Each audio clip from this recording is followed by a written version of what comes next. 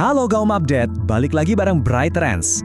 Hari ini nih kita bakal ngupas tuntas satu laga MLS yang bener-bener buktiin kalau di lapangan hijau apa aja bisa kejadian. Sebuah laga yang penuh drama, banjir gol, dan tentunya aksi dari seorang jenius. Jadi ini tuh bukan sekedar pertandingan biasa ya. Ini lebih kayak cerita soal ambisi, perlawanan sengit, dan tentunya kejeniusan murni di atas lapangan.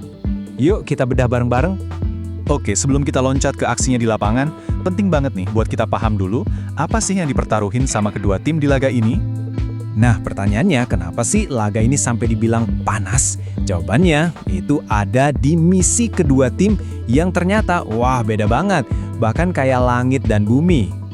Coba deh lihat ini. Di satu sisi ada Inter Miami yang lagi ngejar kehormatan tertinggi di musim reguler, namanya Supporter Shield. Ya, semacam gelar buat tim terbaik sebelum playoff lah. Nah, di sisi lain, ada DC United yang datang tanpa beban sama sekali. Mereka udah pasti nggak lolos playoff, tapi justru tim kayak gini yang paling bahaya.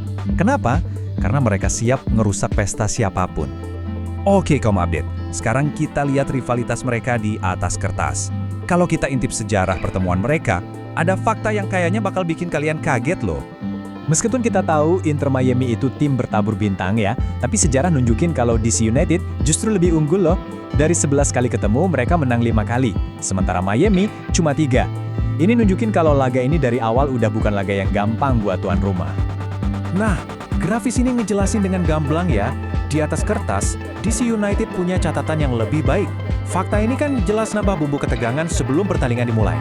Ini bukti kalau Miami nggak bisa mandang sebelah mata lawan mereka kali ini. Sekarang kita masuk ke bagian yang paling ditunggu-tunggu. Inti dari drama yang terjadi di Chase Stadium. Yuk kita lihat momen-momen kuncinya.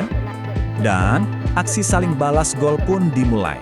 Inter Miami sempat unggul duluan lewat Tadeo LND, tapi DC United nggak mau nyerah gitu aja. Mereka berhasil nyamain kedudukan lewat sundulan tajam dari Christian Benteke. Skor jadi 1-1 dan suasana pun makin tegang. Nah, disinilah panggungnya disiapin buat sang bintang yang akhirnya bawa Miami unggul jauh. Meskipun ya, DC United sempat cetak gol hiburan di detik-detik terakhir. Di tengah pertarungan yang sengit banget ini, ada satu nama yang sinarnya paling terang dan jadi penentu hasil akhir. Siapa lagi kalau bukan Lionel Messi. Malam itu dia benar-benar jadi pembeda mutlak.